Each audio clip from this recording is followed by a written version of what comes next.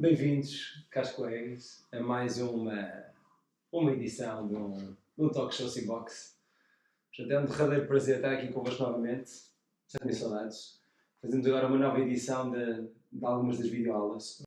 E começamos da maneira mais lógica, pelo alfabeto, não é? Acho que sim. Obrigado também por estarmos aqui mais uma vez juntos. Vai ser espetacular, não tenho dúvidas. O ambiente informal do costume. Isso. Dúvidas da audiência, interrompam-nos, estão à vontade. Pronto, e a propósito das últimas videoaulas, dos últimos talk shows, recebemos inúmeros pedidos de transformar isto num verdadeiro talk show e ter uma primeira fase daquele monólogo com piadas. Portanto, eu sei que hoje devia presentear-vos com uma piada. É igual. Salva lá então. E vamos adequar isto ao ambiente médico para ser um ambiente de urgência. E está um médico ainda novinho a preparar-se para o bronquete da Jornada Central. E prepara o material para a equipa multidisciplinar para todos estarem alinhados com ele, prepara o material, entrega-lhe as luvas depois de ser desinfetado, calça as luvas com todo o cuidado, põe a bata esterilizada, aproxima-se do doente, que já está desinfetado e começa. Ok, calma, isto vai correr tudo bem, põe-lhe o pano esterilizado sobre o doente e começa. Calma, Carlos, calma, isto não precisa estar nervoso, isto é um instante, o procedimento é simples, calma, Carlos. E o doente assustado responde: não, doutor, eu peço imensa desculpa, mas o meu nome é Pedro, eu sei Pedro, Carlos sou eu. Depois deste momento hilariante, vamos então entrar no momento de talk show. O habitual. Vamos tendo a nossa conversa, está bem? Acho que é a melhor maneira de falarmos sobre assuntos. E começando no ABCDE, como dizíamos na última videoaula, a maneira de nós abordarmos o doente, o A é primordial. E aquela máxima de vamos começar pelo que é muito grave e pelo que corre mal. E não sei se, Samuel, estou a ver onde vocês gostam de dizer aquele clássico dos doentes morrem por alfabética. Portanto, se tiverem um problema nas 3 letras principais ao mesmo tempo, A, B e C, o A vai matá-lo de imediato. E quando pensamos em A, Airway, é muito mais simples do que parece. Às vezes as pessoas falam dos conceitos e não os interiorizam, mas estamos a falar de tubos. É uma via aérea, é um tubo. E queremos é que o tubo esteja a funcionar para permitir a passagem de ar. Super simples. Então, se nós nos quisermos concentrar em 2 grandes questões, vão ser estas. Esse está permeável e está protegido. Às vezes dizem, a via aérea está permeável, e as pessoas não param para pensar o que é estar permeável. E permeável é tão simples como deixa passar. E se deixa passar é porque não tem nada a entupir, não tem nada que esteja a fechar. A segunda questão que se põe é se está protegida. Ok, são coisas diferentes e muitas vezes nós, quando falamos com médicos mais novos, a questão do estar protegido, eles dizem, acho que sim, mas não conseguem perceber exatamente o que é que está a ser protegido. Portanto, vamos por 2 pontos. Então, se está permeável, o ar passa livremente. Não vamos ter nada visível ou audível que nos indique que aquilo possa estar a começar a ficar com menos lumen, com menos espaço. Agora, isto não tem nada a ver com o facto de o proteger de complicações. Porque quando nós falamos em proteção, é proteção da macroaspiração de vómito ou de outro material, de outro líquido. O que isto quer dizer? Um doente pode estar perfeitamente permeável. Vamos pôr um exemplo. Um doente teve uma festa ontem que ingeriu alguma quantidade de gin e que está um bocadinho mais prostrado, a via aérea passa livremente. Só que se o doente por algum motivo regurgitar, que às vezes pode acontecer, aquele líquido que chega até a orofaringe não vai ter os reflexos do tronco cerebral, reflexo do vómito, reflexo faríngeo, reflexo traqueal, o próprio laringoespasmo, não vai ter nada que impeça que na inspiração seguinte todo este conteúdo venha para dentro da via aérea e a macroaspiração. E o que nós sabemos é que a principal causa de pneumonias evitáveis nos hospitais é o erro em não proteger via aéreas quando tem indicação para isso. Agora, este mesmo doente que estava aqui um bocadinho sonolento à custa do seu gin, o que pode acontecer é outra coisa. Ele fica de tal forma relaxado, em que ele relaxamento de estruturas, nomeadamente da musculatura lisa, que aproxima a nossa base da língua da parede posterior da faringe e pode começar a dar alguns ruídos de obstrução. E vamos já falar isso de seguida. Uma das questões que nós temos de ter atenção é que o doente pode ter outras complicações. E na via aérea não avaliamos só a parte da passagem do ar, mas vamos avaliar tudo o que pode ser ali na região do pescoço. E mesmo nós, nas enfermarias mais controladas, da clínica, assumimos, não, aqui não temos doentes traumáticos, as coisas estão controladas. Podemos não saber a história toda. Este doente pode ter ido, ou pode ter tido uma tentativa de ir à casa de banho, caiu, fez um traumatismo cervical contra a grade da cama, ficou caído no chão, tem uma alteração de estado da consciência, nós começamos a abordar isto tudo, e se não temos informações, é bom termos o cuidado de não entrar num erro de fixação. Uma das questões que nós defendemos, então, é que um doente que, obviamente, se tiver um trauma multissistémico assumido, possa ter traumatismo cervical, portanto, até está excluído, fica em cima da mesa. Quando o estado de consciência não nos permite ter uma história que nos diga taxativamente que não houve nada de atingimento cervical, também vamos estar com esta questão pendente. E principalmente se houver um trauma acima da clavícula, porque aqui, do ponto de vista anatómico, a probabilidade de se atingiu partes moles de pescoço ou face, que possam ter atingido também o neuroeixo. Então, não sabendo como é que as coisas estão, fazemos uma avaliação do A com o alinhamento do eixo vertebral. E este alinhamento vai ser nariz, umbigo, pés, a coluna cervical, a coluna vertebral, como nós acharmos melhor. Mas se um de nós ficar responsável por essa função, assegura que está feita. Normalmente, vamos acreditar que vamos ter equipas e que haverá sempre 2 pares de mãos para poder começar a fazê-lo. E não precisamos de um colar para alinhar. Precisamos de 2 mãos e alguém consciente em que a sua função é esta. Nós brincamos com isto no pré-hospitalar em que o primeiro azarento a chegar a um acidente é o que fica lá com as mãos presas até chegar o resto do material. Muito bem, e este alinhamento cervical não vai comprometer nada do resto. Mesmo se tivéssemos que entubar, o colar cervical pode sair, perfeito. Alguém assegura este alinhamento e a manipulação da mandíbula, portanto a subluxação e a abertura, é passível de ser feita com uma laringoscopia clássica. Avaliação então do A.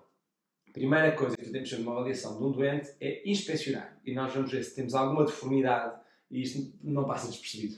Se tivermos um problema em que o abo fica perfeitamente deformado, se tivermos uma assimetria, uma massa, uma ferida, uma lesão expansível, isto é de tal forma visível na avaliação do doente que não passa despercebido. Mas pode valer a pena termos o esforço de o procurar. E se estivermos a falar de uma equipa dinâmica, se eu disser a alguém, por favor, avalia-me o A, não me custa nada dizer assim, não te esqueças de palpar e perceber se há alguma lesão, se há alguma assimetria, alguma massa expansível. Porque todos nós sabemos que se houver uma lesão de um grande vaso do pescoço, é uma questão de tempo até que esta via aérea começar a ter sinais de compromisso. Deixa-me introduzir aqui um item do projeto. Estás a falar, esse aspecto é muito importante, que é a procura ativa de... Mas nós falamos, e uma simples visualização, não vamos à procura do que consideramos que possa estar alterado estruturalmente, seja edema, seja, como estavas a falar, alteração estrutural anatómica, seja a presença de algum objeto ou de alguma coisa que aparentemente pode passar despercebida, se não formos ativamente pesquisar. Até porque aqui estamos a falar de que mata, não é? E as evidentes matam as pessoas que se encontram, não é? Às vezes as que matam as pessoas que não são evidentes, portanto tem mesmo que se procurar ativamente. E tu estás a falar muito de trauma, mas ainda recentemente tivemos aquele caso tivemos 2 de abscessos da orofaringe, que têm algum tempo e crescem com algum tempo, mas os 2 com compromisso da via aérea, com necessidade de assegurar via aérea, de intubação e depois transferência para o otorrino neste caso. E até aqui entramos noutro conceito. Ok, o team leader é pessoa para isto. Porque distribui uma tarefa e depois assegura-te que, confirma que pesquisa isto. Agora, se estamos perante um destes problemas da via aérea, uma das campinhas que tem que começar a disparar vai ser uma via aérea difícil. Portanto, antecipadamente, prevemos isto, pedimos ajudas, vemos que meios, que recursos, que pessoas é que podem vir auxiliar-nos nestas condições. Impecável. Quando vamos inspecionando a cavidade oral, podemos ver coisas óbvias, um macro-obsesso com pus que deforma, ou podemos ter coisas que passam despercebidas. Podemos ter algum corpo estranho que está alojado no fundo debaixo de uma língua, no fundo de uma cavidade oral e que pode não ser muito óbvio e que a seguir possa provocar uma macroaspiração. Portanto, perante a presença de secreções, de vômito, de sangue, a nossa tentativa vai ser resolvê-lo. Posição lateral de segurança, eventualmente, se tivermos condições, fazer uma aspiração. Se for uma grande quantidade, podemos nós tentarmos remover. E outra coisa que vamos estar atentos é a anatomia, porque obviamente se tivermos um doente que já de si tem um terismo, porque houve uma cirurgia, se é um doente que já de si tem uma obesidade importantíssima, que já condiciona uma má dinâmica daquela via aérea, isso deixa-nos preocupados. E uma das avaliações que fazemos sempre é, nem propósito, uma lampati, que é a nossa capacidade de ver estruturas quando o doente abre a boca. Depois de inspecionarmos, palpamos. O que é que vamos ver? Se temos uma traqueia, se a traqueia está centrada, porque logo o desvio da traqueia vai dispor logo a hipótese diagnóstica, se tem uma atectasia, se tem um hemotórax, se temos um derramamento de órgão de volume, se temos um pneumotórax, a presença ou não de edema cervical, as massas palpáveis que falámos há bocadinho, e vamos identificar ruídos. Os ruídos aqui são importantíssimos. E não é necessário escutar, são ruídos audíveis. Se tivermos um estridor, portanto, um ruído inspiratório de obstrução, é um sinal de alarme major. É sinal de que a capacidade de manter permeável a via aérea pode estar a ficar comprometida. E este, mais uma vez, é para pedir ajuda o mais rápido possível e para avançarmos ou na resolução do caso ou na proteção da via aérea. Quando nós falamos em proteger a via aérea, então, se é proteger para não fazer uma macroaspiração, é conseguir ter alguma estrutura que esteja dentro já de uma via aérea e que não vá perder-se em momento algum. Já vamos falar sobre isso.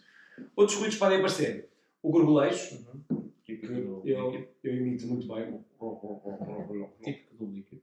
Nem mais, que é o ar a passar. Então. O ar a passar, não é? Como se, quase podemos imaginar aquelas bolinhas de ar ali no meio do líquido. Ou os roncos. E aqui roncos vamos dar uma grande ajuda para as famílias, que há um tipo de discussão. Porque se tiverem os maridos a roncar, em vez de dar as típicas cotoveladas, é muito mais sensato perceber que o ronco é a tal aproximação de estruturas que nós falávamos, portanto, base da língua com a parede da orofaringe, e que o que nós queremos é que elas não estejam tão próximas, que o relaxamento permita que haja este ruído e afastá-las. E para isso, permeabilizamos via aérea. E como o marido que está lá a dormir, não é o meu caso, não é? Mas o marido está ali a dormir, está perfeitamente seguro, não tem prejuízo da nossa cervical, é só uma questão de termos uma hiperextensão. Portanto, em vez de dar cotoveladas aos maridos, basta dar uma pequena elevação. Porque isso resolve só temporariamente, não é? As cotoveladas. É que eu acordar. Mas é isso. Exato. Porque As duas podem ser temporárias. Mas é muito mais eficaz, não é? E é muito mais carinhoso. Uma elevação do pescoço e do mente. Muito bem. Abordagem então dos nossos dentes. O oxigênio, porque se temos um dente que possa dar compromisso do ar, vamos tentar ganhar o máximo de tempo possível e vamos fazer a tal permeabilização. E como vê neste esquema, a base da língua que se aproxima da parede posterior da faringe e ao fazer hiperextensão, ganhamos o tal espaço. E ganhando espaço, deixa de haver o aproximar de estruturas, resolve o ruído. E atenção, aquele doente que nós falávamos do giro, se tiver com uma intoxicação a sério e com um estado comatoso profundo, este pequeno relaxamento que nós podemos falar pode ser de tal maneira grave que pode dar mesmo obstrução da via aérea. E pode ser o suficiente de um doente que já tem uma discreta hipóxia e que já se calhar está com o perfil nutricional mais baixo e com o compromisso da oxigenação dos tecidos, que de repente este ronco que ele apresenta fique completamente ocorrido. E é neste momento que, se ninguém se aperceber, é uma questão de segundos, até depois temos compromisso do B, de saturação, ainda maior agravamento do C por aí fora, e que pode ser repetido com uma melhora tão simples como a hiperextensão. Esta permeabilização, ok, sem proteção cervical é fácil, hiperextensão cervical, mas se tivermos necessidade de assegurar uma proteção então, do nosso neuroeixo, isto pensando que aqueles traumas que nós falávamos possam ter dado uma lesão óssea. Ainda não temos que ter traumatismo medular, mas se é uma fratura do corpo vertebral, não queremos arriscar que em nenhuma mobilização haja deslocamentos do ósseo que possa rasgar, comprimir o que seja o canal medular. Portanto, daí que nós dizemos, não tem TVM, ok, não tem TVM, mas se tem risco de vir a tê-lo, até termos um exame de imagem que nos exclui, mantemos a proteção. Podemos penalizar na mesma, como a subluxação da mandíbula e o abaçamento. Ora bem, se alguns destes doentes nós temos pequenas manobras e não resolvem, ou então regridem, como falávamos, que pode o pescoço retornar ao seu estado habitual, temos alguns dispositivos soberbos, que permitem manter patente, manter permeável a via aérea. E este é o caso do orofaringe, que eu suponho seja inventado pelo Sr. Gödel, em que não é mais do que um tubo oco cuja conformação anatómica se adapta à base da língua e afasta as estruturas que nós falamos. Muito bem, obviamente a nossa abordagem inclui oxigênio, permeabilizamos, se tivermos corpos estranhos, líquidos, aspiramos, removemos e vemos se tem indicação na para pôr o tubo orofaringe. Vocês ficam seguros se o vosso dente ficar com o tubo orofaringe? Ficam confortáveis? Acho que é a tal campainha que falavas agora um bocadinho. Se ele já precisa deste do de Gödel e o tolera, já é a tal campainha de... Pode ser algo reversível também, rapidamente reversível, pode acontecer. Adoro. Mas... Hipoglicemia, corrigir, isso. Agora dizemos assim, o A tem que ficar resolvido. Problem finding, problem solving. Nós vimos na aula do ABCD. E nós encontramos o problema de via obstruída e resolvemos com o orofaríngeo. Agora, fica na nossa mente de tolerou o orofaríngeo, não tem reflexo nenhum cervical, faríngeo, traqueal, vômitos. Portanto, se chegar lá algum conteúdo, na inspiração sim, macroaspiração. Mas isto, quando chegarmos à letra de disability, de disfunção neurológica, íamos perceber que o seu sensório não está bem, que o vaso é baixo e queríamos ter uma intervenção. Muito bem. Mas tocaste num aspecto importante, que é esse dia, que às vezes podia ser discutível, porque nós já estamos na primeira letra, advém do pressuposto que falaste inicialmente, que é esta viária eventualmente está em risco de, porque ele não tem capacidade de proteção. Portanto, é a tal campainha que fica em cima da mesa, de que ainda temos aqui algum timing para as tantas abordar as letras seguintes, mas rapidamente vamos ter que regressar por uma questão de proteção. Isso. Acho que é importante. Até porque se nós pensarmos, aquela reação que todos nós odiamos, uma anafilaxia a sério, vai ter broncoespasmo se eu do outro lado da sala, problema do B. E quando vão pedir tensões, está a hipotensão, e vem passar está a hipotensão, problema do C. Se nós ficarmos perdidos aqui nesta refixação e naquela primeira caos, em vez de parar e fazer uma avaliação organizada e sistematizada, pode-nos passar ao lado o angioedema da orofaringe e aí sim perdemos uma via aérea. E este é um dos principais... Desculpa. Ia dizer, aí cai naquilo que estávamos a dizer da procura ativa das coisas, ou seja, mesmo que nos deem alguma informação, e apesar da informação estar certa ou errada, não é por aí, mas antes de tudo começar a ter aquela capacidade de começar do início, não é? E cumprir aqueles requisitos, a avaliação do ABCD, começar no A, apesar de um doente nos ter sido pedido ajuda por estar hipotenso. Isso. E a perda de via aérea é um dos principais motivos de litígio na medicina intensiva. Nenhum de nós quer. Isso. Vamos ser pragmáticos. Pode parecer de menor valor em taxas que rapidamente passamos pela via aérea, quase como o B e o C como sendo importante, ventilação e circulação, mas acho que nós... O que nós vemos às vezes é não, lá está bem, avança. É isso. E, portanto, isto está bem porque há fala. Se falou, está permeável, mas temos que ir procurar se há sinais. Temos que ter mais informação. Nenhum de nós fica muito confortável em não ter uma via aérea protegida. E porque este ano a filaxia, se calhar olhamos, e já temos uma úvula com algum edema, não é? Já temos um rubor, já temos sinais que a língua está a começar a inchar. E depois outra coisa ótima que é, se formos fazendo ABCDs, temos uma evolução, conseguimos perceber onde é que o dente vai, do que de repente, avalia-me o A. Ui, afinal tem um edema da língua, será que já tinha? Mas demos corticoide, será que já está a responder ao corticoide? Ou não? Quase a tendência é sempre melhor a tendência do que o valor pontual. Isso. Pronto, isto é que estamos a falar na abordagem. Nós às vezes não sabemos, olha, eu não vejo nada, mas o doente está com uma bradipneia, eu não sei se está permeável, porque eu não ouço ruídos. Então pegamos um insuflador manual, insuflamos, percebemos se houver expansão torácica o ar passou e se o ar passou sem ruídos. E depois já percebemos, o ar está permeável, pode ter o problema do B, não ter fluência respiratória, que temos uma vida aula incrível sobre isso. Incrível. Muito bem.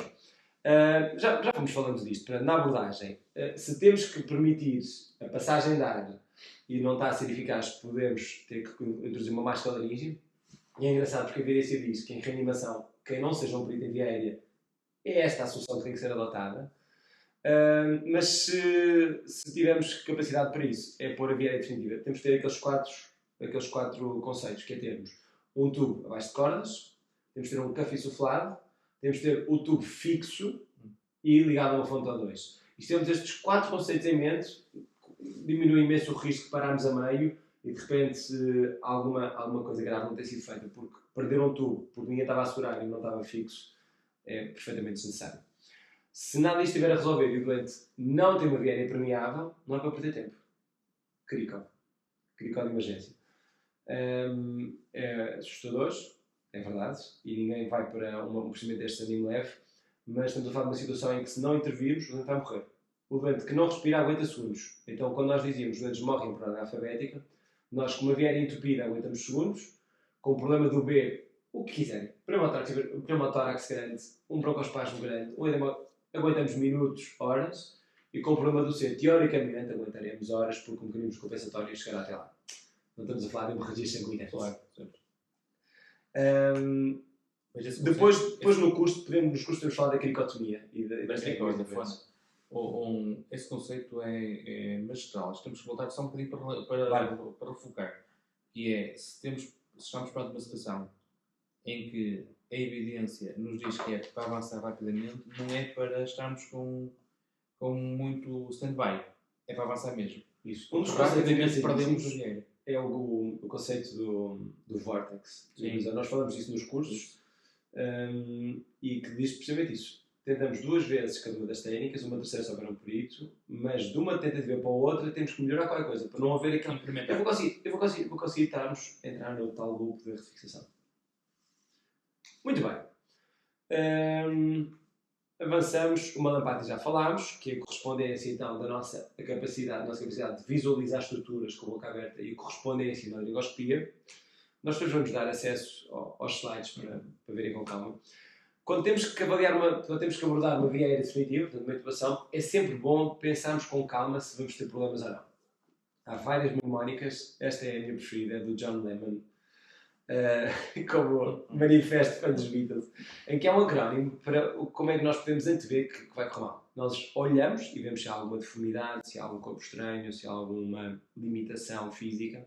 Avaliamos o 332. O 332 não é mais do que com os dedos do doente, atenção, os do doente, se a senhora for uma senhora pequenina, bastam 3 dedos pequeninos. Se consegue fazer uma abertura entre incisivos, se temos 3 dedos entre a base do nosso mento e o ióide, e 2 dedos do ióide à cartilagem tiroideia, devemos ter sinais de obstrução ou se há de rigidez do pescoço. Porque sobre algum destes pontos, a área pode ser difícil, vamos pedir ajuda, vamos pedir laringoscópio, vamos pedir um expert que esteja na sala ou que tenha a primeira tentativa. Aqui neste esqueleto vemos então o 332 para a avaliação do Lehmann. Se não, a crico. Lesões que não nos podem passar despercebidas e temos que conhecer na avaliação primária. Um trauma maxilofacial não passa despercebido. Okay?